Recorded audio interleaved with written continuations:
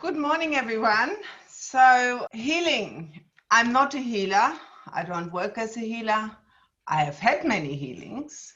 Coming from a background of nursing, I always was very interested in what other ways are there. And unfortunately, you know, my colleagues, and especially like ex-husband doctor, they would just always really get that in the butt quickly and say nothing else works, you need to take drugs, you need to do this, you need to do that. And so obviously then that made me more determined to find out, well, I don't think so. So I then decided to, when I retired, I decided to open an RTO, like a registered training organization, because Australia has a lot of restrictions on healing. And now, say, when you go to our training.gov site, you find all modalities a little bit outside the norm are now taken off. So, you know, you can't really study it anymore. It's not really recognized anymore. You really can't insure it properly, so you're covered. So there's lots of things happening. So I created a registered training organization, which took me 4 years to even get it registered. And I had to start with childcare because I need something to build before I can actually put it on the scope. And so my belief, or my wanting to do this so bad, comes from experiences. And so I'm not really what would I say, very academic in study and to learn quantum physics and how it all could work. I leave that up to all the smart guys here and the girls. It's not my thing. My thing is more, I experience it, I chase. How does it happen? Where does it come from? Why does it work for me? Why does it work for others? Why doesn't it work? What else is involved in? Is it just like somebody comes along, puts their hand on, and now I'm healed? So there was a time where I thought, if you get healing and you feel better and it works, then that's it. Now I had a very interesting awareness come to me from a friend of mine. Like maybe in September last year, I was at a dinner table, as you do, and my daughter goes to me, "Oh, isn't that sad about Sarah?" Sarah was a friend of her who lived in my house when she was younger for a lot of time. And I go, "What's happened with her?" And she said, "Oh, the doctor said she has melanoma 4, stage 4, and she is head to toe full of melanomas. So it looks like that she's going to pass." So knowing her and all this, so obviously I got very upset about it. And then I work with Gary Mannion, who is a healer, and his healing guide is called Abraham. So I had my mental talk with Abraham saying, "This can't happen, that can't happen, you know, like she's so young, she just had a baby, you know, can you help her? Can you help her?" And he goes, "Yeah, we can help her." And so she had to, that was in beginning of October. Then we went to New Zealand to do some seances. And during one of the seances, I just could feel it. I don't know why Sarah came in my head, but I became really upset, asking, you know, please help her. And then when I came back, I said, "Oh, you know, she had a last chance of a whole cocktail of drugs, which would really, really affect her body so badly. But that was the last chance they wanted to give her, you know." And they said, "We don't think it works, and we do some MRI to see if you actually qualify to have this." And so when I came back, she wrote to me, "Oh, I didn't qualify." I go, "Oh my God." And she goes, "Because my cancers are shrinking." And I go, "Awesome, awesome." So then the next scan was in February, and she's cancer free. So for me, that was no, wow, you know, she's cancer free, all good, da. then we had a session with Abraham, and I was saying, oh, Sarah is happy for me to all papers, take her story as part of looking at healing and the effectiveness of it, and how does it work. And so he said to me, no. And I go, no, why?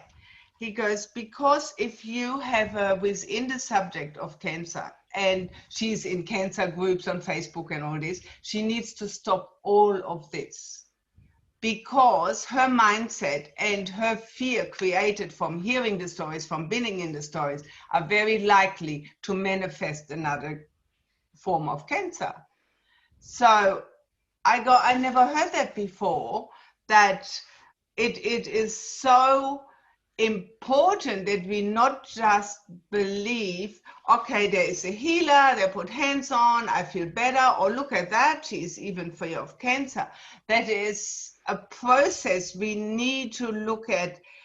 So maybe a reason why healing is not regarded as a real cure of something, because if emotional issues are not addressed, if the person stays in this environment of sickness, which then creates the fear. And like I said to her, are you very fearful though you are free of cancer?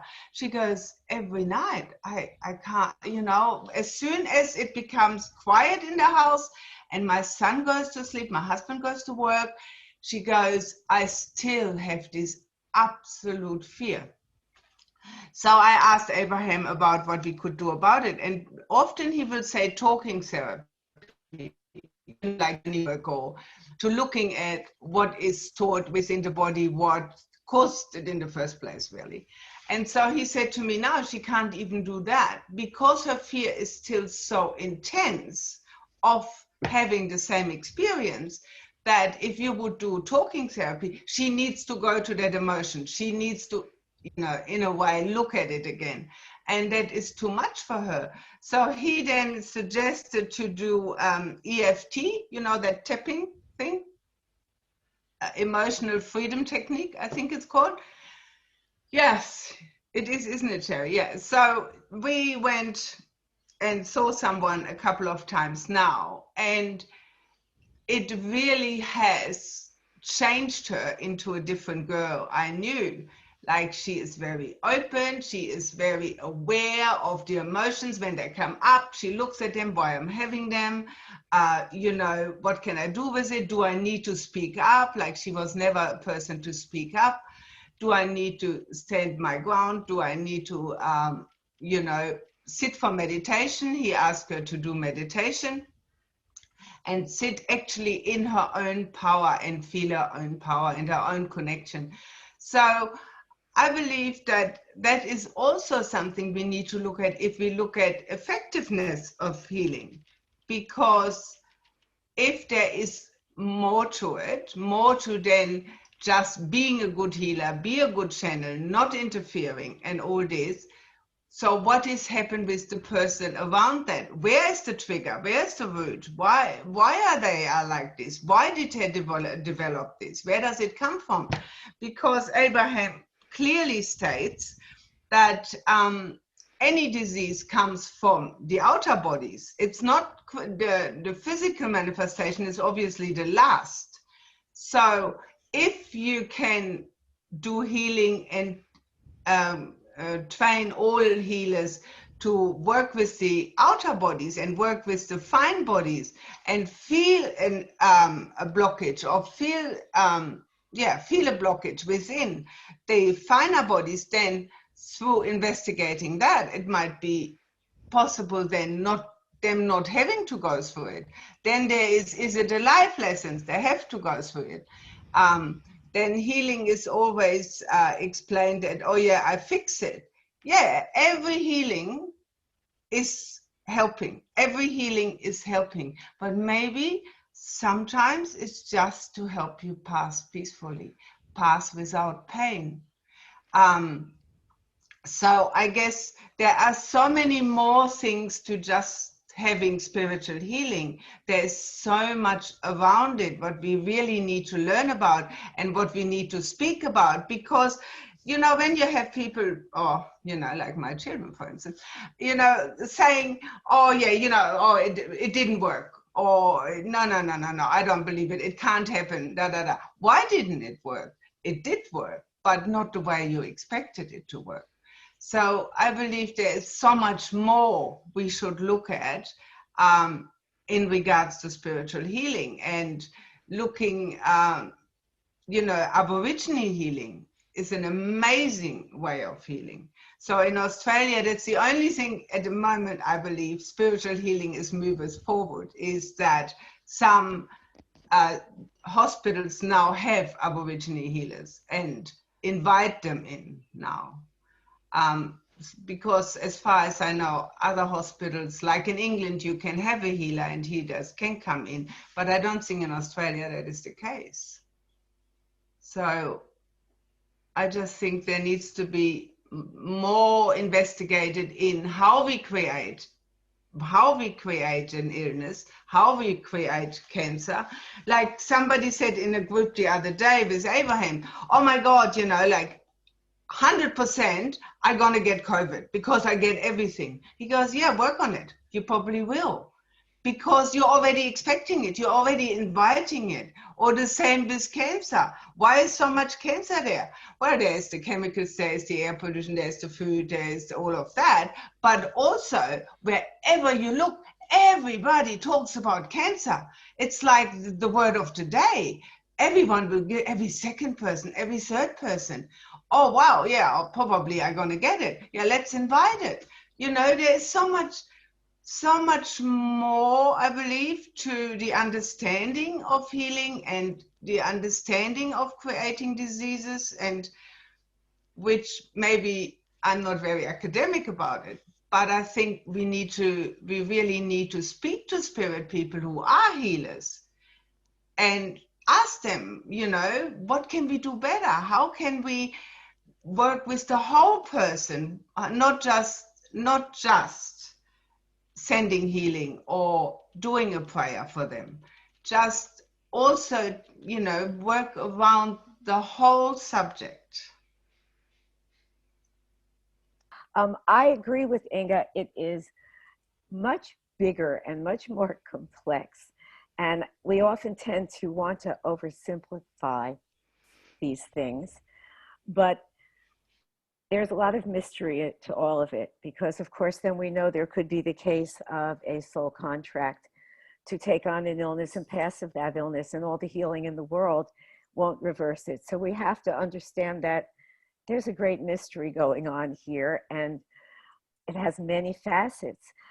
For example, there's the kind of healing that will come from a change of perspective. For example, if I'm working with a bereaved parent and they finally have come to feel that their child is safe and with them, and that perspective, when it finally becomes real for them, heals them, it changes them. And that's a wonderful thing. And that's ways that we work with ourselves. But the kind of healing that I experienced when I was a young woman had nothing to do with belief. It's the kind of healing we can do for infants or animals who are not, it is not a placebo, it is not a suggestion. And my story started in 1951 when I was born to parents in which one was an atheist and the other was agnostic. And there was no spirituality whatsoever in the home. And at 16, I prided myself on being too smart to believe any of this hocus pocus these afterlife people are into. And I really thought that I knew better and that all of this stuff was nonsense. And after 4 years of being extremely ill, first with Crohn's disease, and then contracting hepatitis C through blood transfusions, after years of suffering physical pain and things happening to me I never knew could happen, the little girl who was so sure at 16 that she knew everything realized that maybe she didn't know everything. Now, I have had the Crohn's disease for 1 year when I was told, can I possibly share my screen? This is me in my high school senior yearbook picture. And you know, I really thought that I knew everything and that all this stuff we're into is bogus.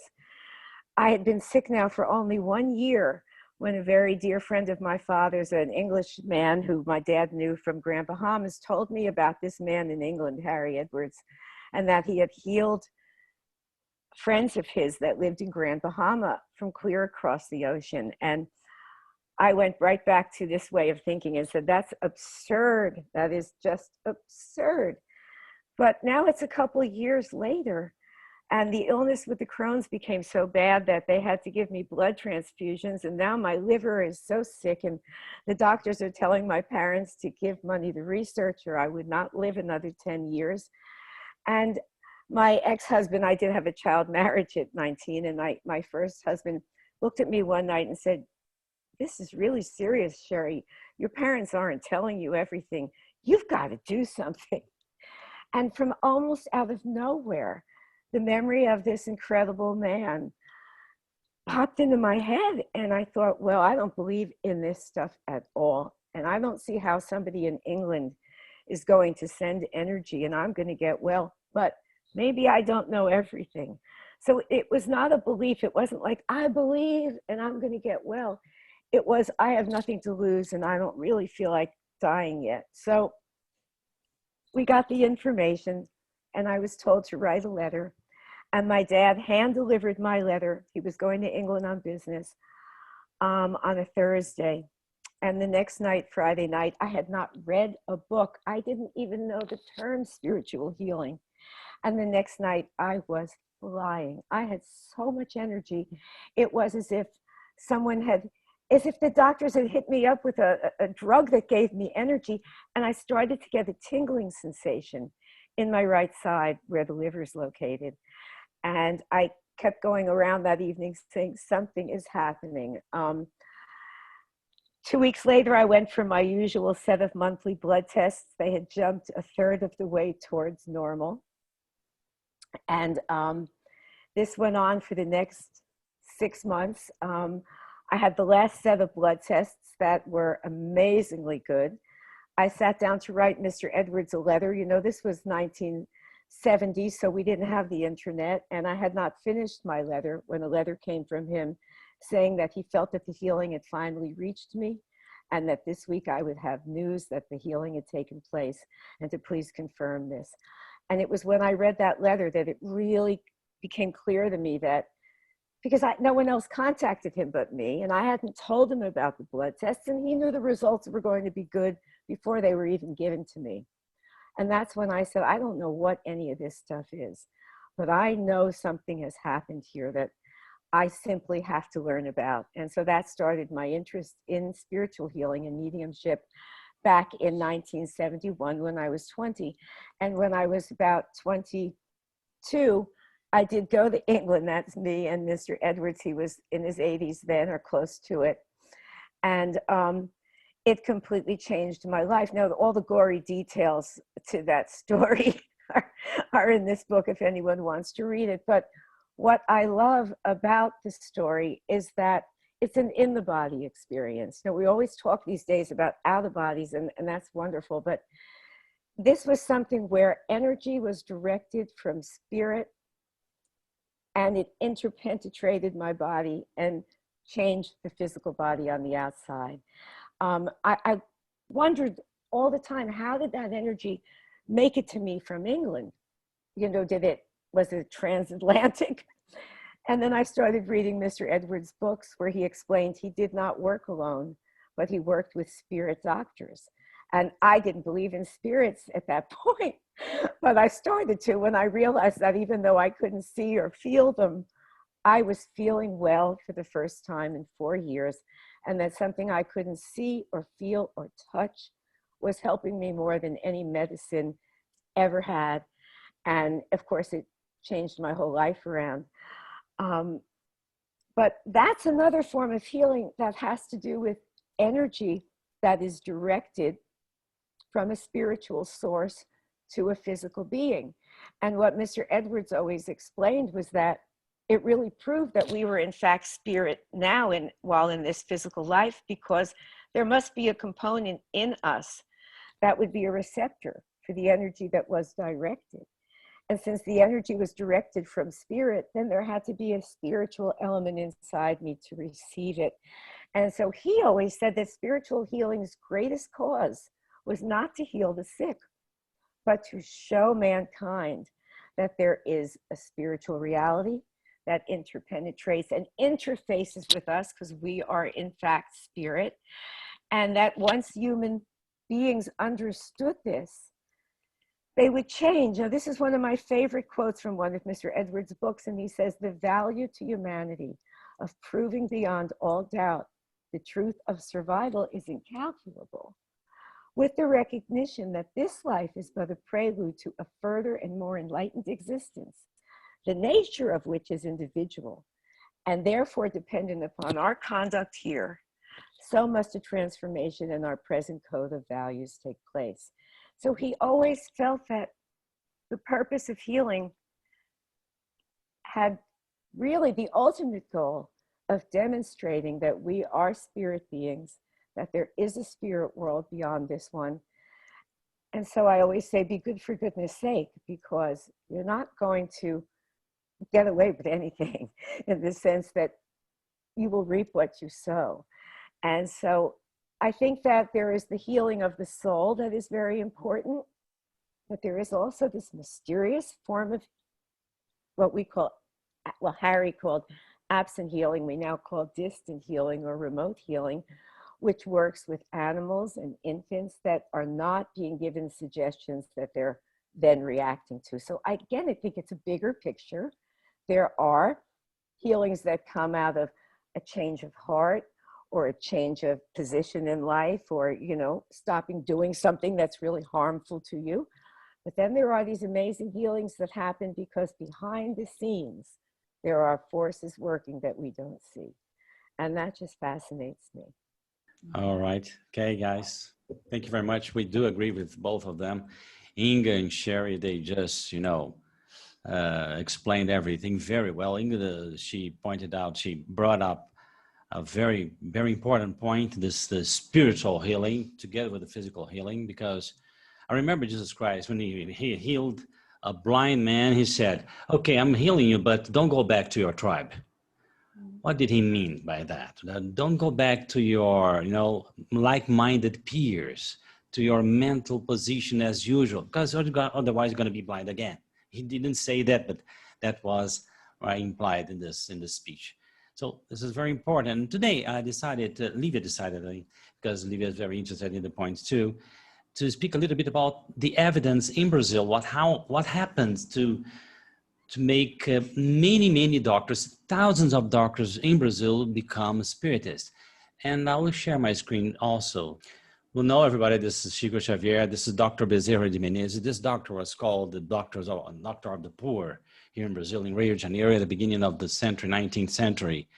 The guy was amazingly good, amazingly helpful to many people. And he was a very well-known spiritist. He suffered a lot. He had lots of problems because, of course, spiritism and the idea of mediumship was still being chased by religious authorities all over Brazil and so on. Great name. And this is Chico Xavier. So these two guys, I think, they helped to make people come to the conclusion that things really existed. So what triggered Brazilian doctors' interest in this kind of thing, right? So the early days there were conflictuous relationships because in the 1940s, 1950s, and 60s and 70s in Brazil, the healing mediums were so numerous, and mediumship was so outstanding in this country that doctors and scientists started to become a little bit pushed against the wall, because how could they deny that? Healing was made on TV programs live, right? With doctors and scientists witnessing and taking the material to the lab and then confirming the situation.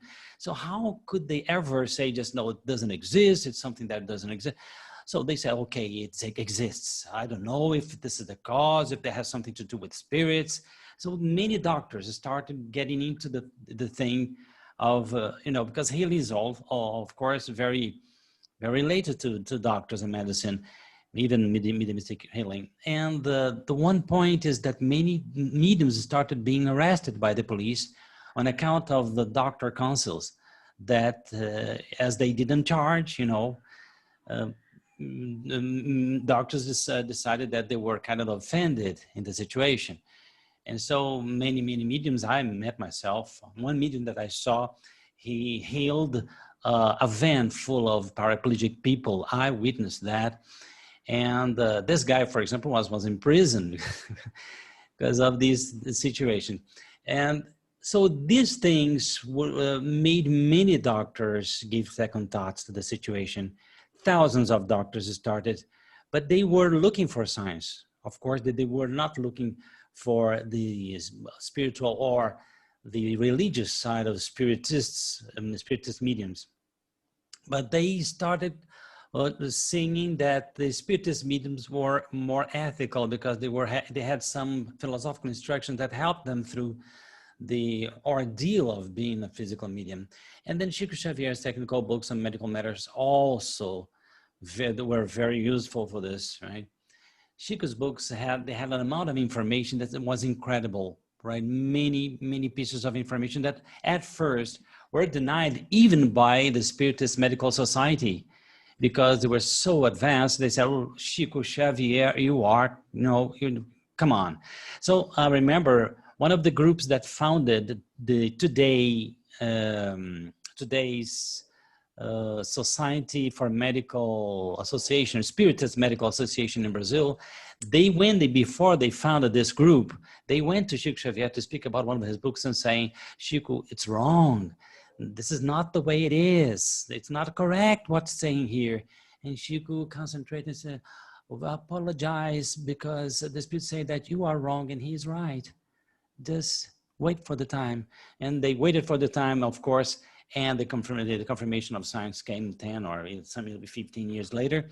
And these repetitive things all the time happening in Brazil, of course, made many doctors, I witnessed many doctors saying, "Okay, all right, it's something and it exists, and okay, let's go for it." And lots of them found that the evidence came in time, as I wrote here. One of the books, for example, is amazing. It's called Evolution in Two Worlds, when Chico Xavier, in another medium called Valdo Vieira, a doctor, was a great medium. He was a great mechanical writing medium. And they worked together. One received one chapter in one city, the other received the other chapter in the other city. This is 1940s, right? And then they got the chapters together, and there was a sequence. And Dr. Valdo Vieira and Chico Xavier, they wrote this very technical book. There is a dictionary for you to understand the book, because there is lots of them biological, medical, and scientific terms that Chico could never ever dream of having knowing about them.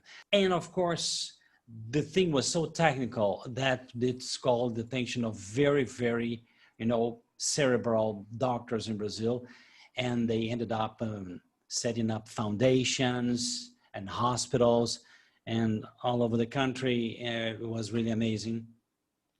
One of the things that they founded was the Spiritist Medical Association, in Portuguese, AMI, all right? It's Associação Médica Espírita, right? Founded in the 1960s, more exactly 1967. This was the first gathering of doctors in São Paulo, right? And they were here to found in 1967. In 1997, they founded the Brazilian Spiritist Medical Association. And this is an international association. There's Spiritist International Spiritism Medical Association, founded in 1999 by a person that was very dear here in Brazil, Marlene Rossi Severino Nobre. Chico Xavier was brave enough to speak about her last reincarnation once, but I wouldn't dare speaking about that here because it was a shocking piece of information. But Chico Xavier said, "Look, you know what you're doing, why you're doing all this, And it's so amazing when he said about reincarnation, you go there and check the psychological profile of the person Michiko had referred to, and you say, whoa, it's her. It's really her. Come on, how could he imagine that? But she had been an European personality involved in politics and so on. And so back to, this is Marlene Nobre, some people that you may know, Doutora Marlene Nobre, Dr. Peter Fenwick, in one of the meetings. Dr. Sergio Perl in São Paulo, he founded, I think he's a neuroscientist, isn't he?